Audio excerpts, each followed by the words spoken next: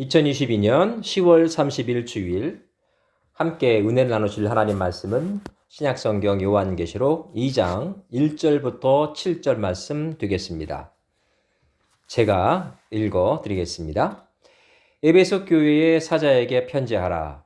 오른손에 있는 7뼈를 붙잡고 7 금촛대 사이를 거니시는 이가 이르시되 내가 네 행위와 수고와 네 인내를 알고 또 악한 자들을 용납하지 아니한 것과 자칭 사도라 하되 아닌 자들을 시험하여 그의 거짓된 것을 내가 드러낸 것과 또 내가 참고 내 이름을 위하여 견디고 게으르지 아니한 것을 아노라.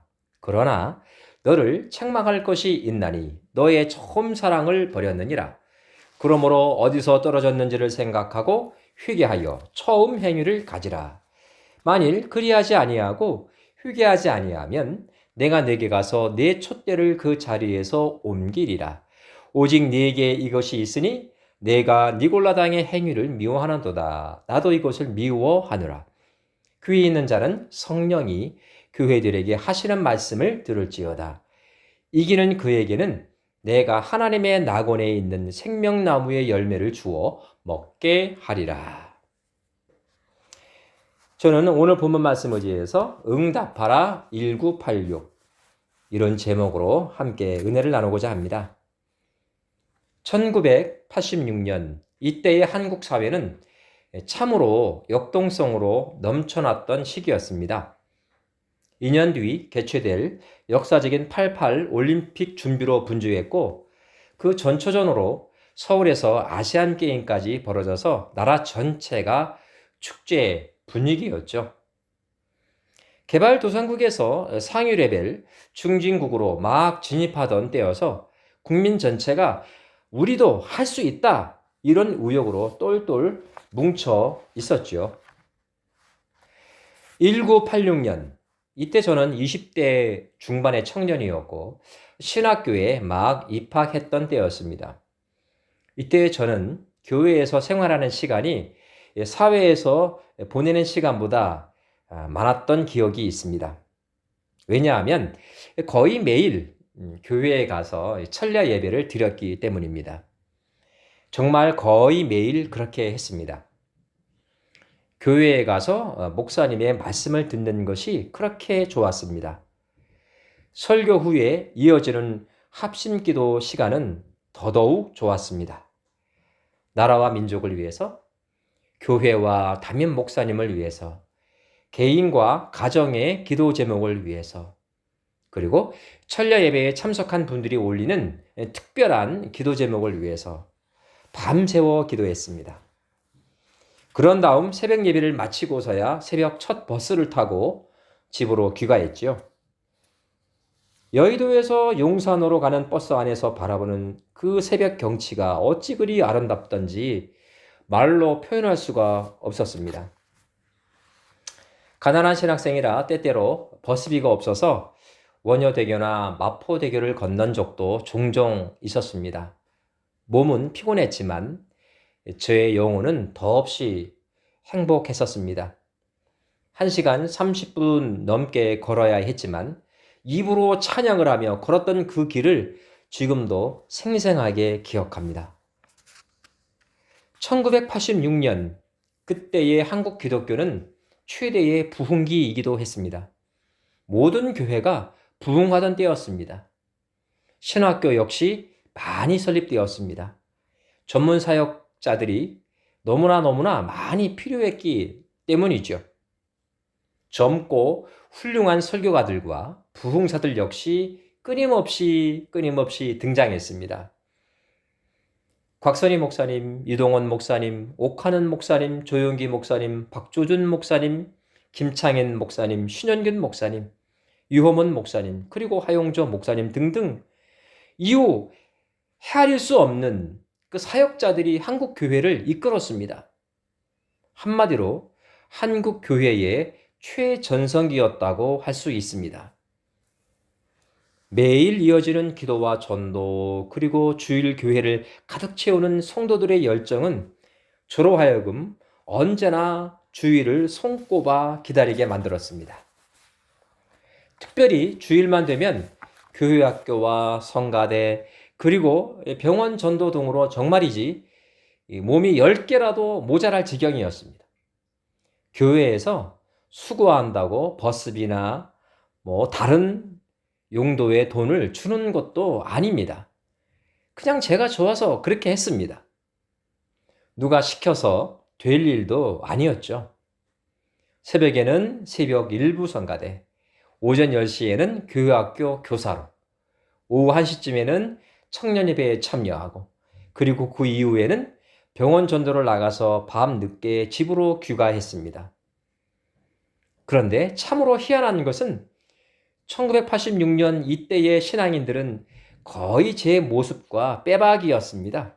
모두가 그렇게 했다는 이야기죠. 모두가 교회 안팎에서 분주했습니다. 기도와 전도, 금식은 기본이었고 주중에 드리는 구역예배, 부흥성회들은 빠짐없이 참가하였습니다. 다시 말씀드립니다. 1986년 이 시기에 한국교회 성도들은 누가 시켜서 타율적으로 그렇게 바쁜 신앙생활을 한 것이 아닙니다. 모두가 자발적이었습니다. 하늘에서 덧입혀지는 그 은혜에 감격하는 생활이 일상생활로 자연스럽게 이어졌습니다. 응답하라 1986. 저는 정말 이때가 그립습니다. 저와 저를 둘러싼 모든 신앙인들이 그렇게 순수하게 뜨겁게 주님을 사랑했던 그때로 돌아가고 싶습니다. 자, 오늘 본문은 사도 요한이 로마 황제 도미티안의 박해로 인해서 그리스의 반모섬으로 유배되었을 때 주님께로 받은 계시 중에 일부 내용입니다. 여러분과 제가 너무나 잘 아는 내용이라고 할 수 있죠. 오늘 말씀을 관통하는 주제어를 우리가 선택할 수 있다면 그것은 무엇일까요? 사람마다 보는 각도가 좀 다르겠지만 제가 보기에는 첫사랑의 회복입니다. 4절과 5절을 부분적으로 다시 읽어드리겠습니다. 그러나 너를 책망할 것이 있나니 너의 처음 사랑을 버렸느니라. 그러므로 어디서 떨어졌는지를 생각하고 회개하여 처음 행위를 가지라. 4절에는 처음 사랑, 5절에는 처음 행위 이렇게 기록되어 있죠. 예수님께서는 소아시아 7교회에 보내는 말씀 가운데 유독 에베소 교회의 이 처음 사랑, 즉 믿음의 첫사랑에 대해서 강력하게 강조하고 있습니다. 주님은 에베소 교회에 대한 칭찬을 먼저 하셨죠. 그 내용이 2절과 3절 그리고 6절에 기록되어 있습니다. 예수님은 에베소 교인들이 악한 자들을 용납하지 아니한 것과 거짓 사도들을 필터링해 낸 것, 특별히 니골라당의 행위를 교회 내에서 몰아낸 것을 언급하십니다. 여기서 니골라당이라 함은 사도행전 6장에 등장하는 초대교회 7집사 가운데 한 명이었던 니골라가 창시한 이단 분파를 뜻합니다. 여기서는 자세한 내용을 말하지는 않겠습니다. 다만 이 니골라당이 인간의 육체는 기본적으로 악하다라는 전제를 깔고 인간의 영혼은 구원받는 순간 육체와는 아무 상관이 없게 된다는 논리를 펼친다. 이것만 기억하시면 됩니다. 따라서 원래 악한 육체가 짓는 죄는 구원의 문제와는 상관이 없기 때문에 육체적 죄에 대해선 신경 쓸 필요가 없다라는 것이 바로 이 니골라당의 기본 교리 핵심입니다. 굉장히 문제가 있는 교리이고 한국의 대표 이단인 구원파의 교리와 거의 100% 같다고 보면 됩니다. 바로 이런 니골라당의 가르침을 에베소 교회 내에서 몰아낸 것을 주님께서 칭찬한 거죠. 이것이 에베소 교회의 첫사랑과 긴밀한 관련이 있는 행위인 셈입니다. 여러분 한번 생각해 보시기 바랍니다. 왜 예수님께서 환상 가운데 나타나셔서 에베소 교회에 대해서 처음 사랑을 잃어버렸다 이렇게 말했을까요? 당시 에베소 교회는 두 가지 문제를 가지고 있었습니다. 하나는 도미티안 로마 황제가 자신을 살아있는 신으로 섬기라는 포고령이었고, 다른 하나는 교회 내에 잠입한 이단 세력에 대해서 에베소 교회 교인들이 어느 사이엔가 느슨한 입장을 가지게 된 것과 큰 관련이 있습니다. 먼저 전자는요, 사도 요한 본인부터 밤모섬에 유배된 결정적인 계기가 됩니다. 이 도미티안 황제는 자신의 이름으로 신전을 만들고 동상을 만들어서 절을 하게 만들었습니다. 이것을 거부하면 어떻게 되나요? 박해를 받게 됩니다. 불이익을 주는 거죠. 사도 요한 역시 이 동상에 절하는 것을 거부하다가 밤모섬으로 가서 혹독한 노동형을 살게 된 겁니다. 하지만 이런 박해에도 불구하고 오히려 에베소 교회는 더욱 굳건하게 성장을 했습니다. 참 놀라운 일이죠. 문제는 후자였습니다. 제가 위에서도 언급한 바 있는 이 니골라당 같은 이단들은요, 예수님의 가르침을 교묘하게 비틀어서 예수 그리스도를 고난 없이, 박해 없이 편리하게 믿도록 유도하게 만듭니다. 가뜩이나 로마 황제의 박해로 인해서 마음과 몸이 피곤했을 이 그리스도인들의 귀에 육체는 원래 악한 것이니까 구원의 대상이 아니야. 그러니까 영만 깨끗하면 다른 죄는 구원과는 아무 상관이 없어. 이런 가르침이 얼마나 매력적으로 들렸겠습니까? 이것은 보통 문제가 아니었습니다. 소위 요즘 말하는 편하게 예수를 믿는 방법론이 에베소 교인들에게 제시가 된 겁니다. 도미티안 신전에 가서 로마 황제 동상에 절을 하면서도 육체가 절을 하는 거지 내 영혼은 아니야 라고 하게 되면 예수님에 대한 죄의식이 슬며시 사라지게 되는 거죠. 육체가 짓는 죄는 구원과 상관이 없다라는 이 가르침은 이래서 더 큰 문제를 야기했습니다. 가뜩이나 신전 내에서 행해지는 여자 사제들의 이 매매춘 행위가 이미 큰 사회적 문제로 대두가 되었던 로마 제국의 풍조가 예배소 교회 내로 조금씩 들어오게 된 거죠.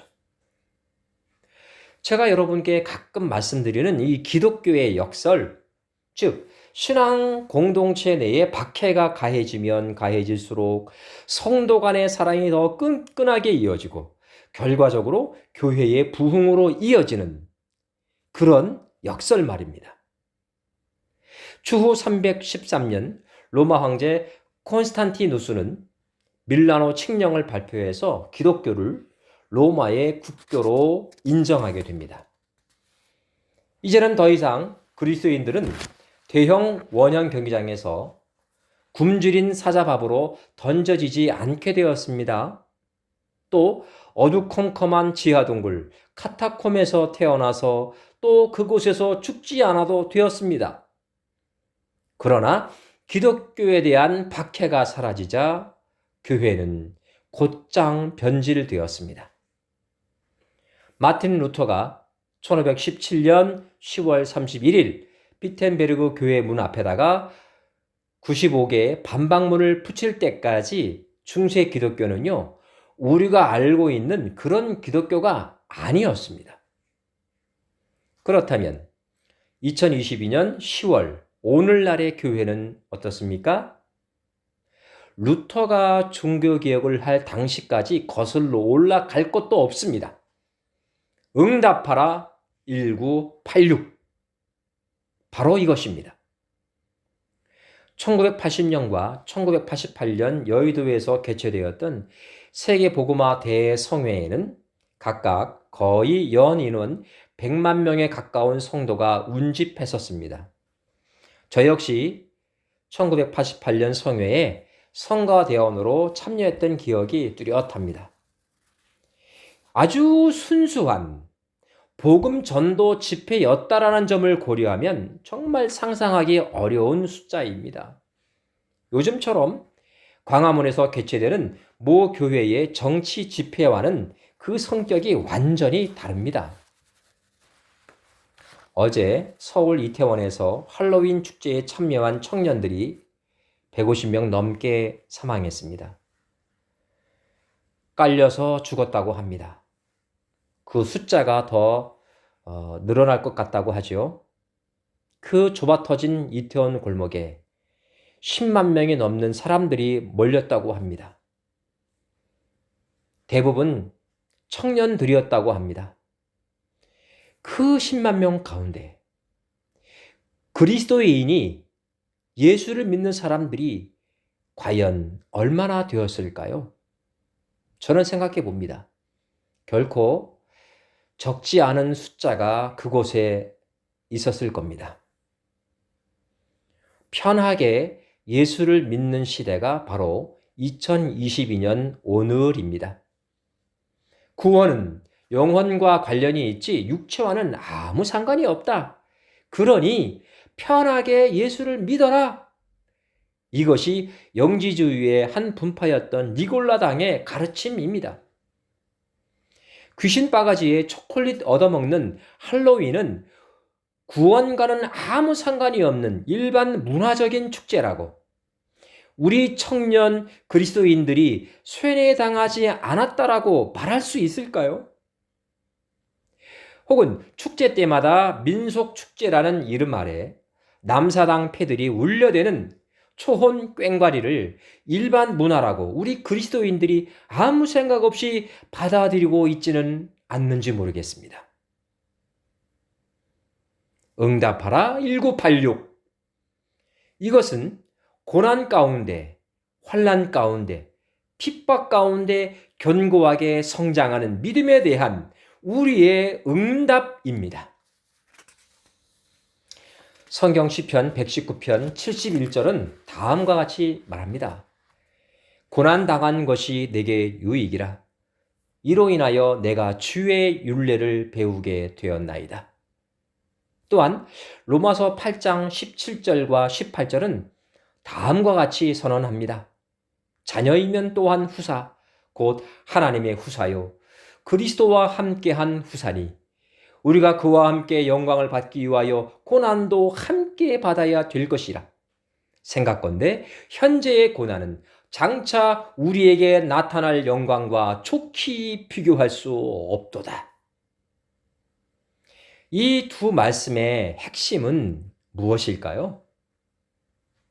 네, 그렇습니다.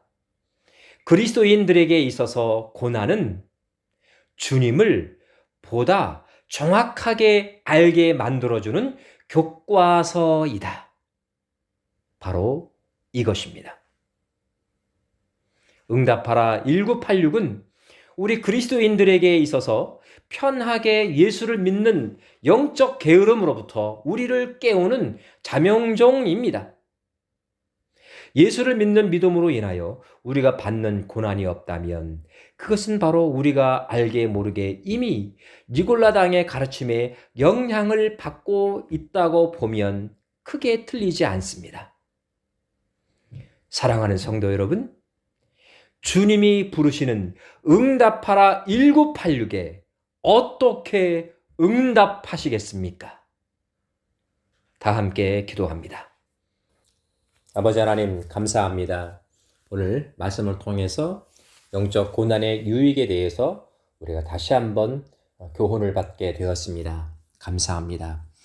고난과 회반과 핍박이 우리 영적 생활에 있어서 우리의 신앙을 갉아먹는 그런 요인이 아니라 우리를 정금처럼 나오게 만들어주는 참으로 고마운 영적 요인들임을 깨닫게 되었습니다. 다가오는 한 주 동안 이와 같은 가르침 속에 우리의 신앙이 조금도 한 뼘이라도 한치라도 성숙하게 성장하는 계기가 될 수 있도록 축복하여 주옵소서. 예수님의 이름으로 간절히 기도 올리옵나이다. 아멘.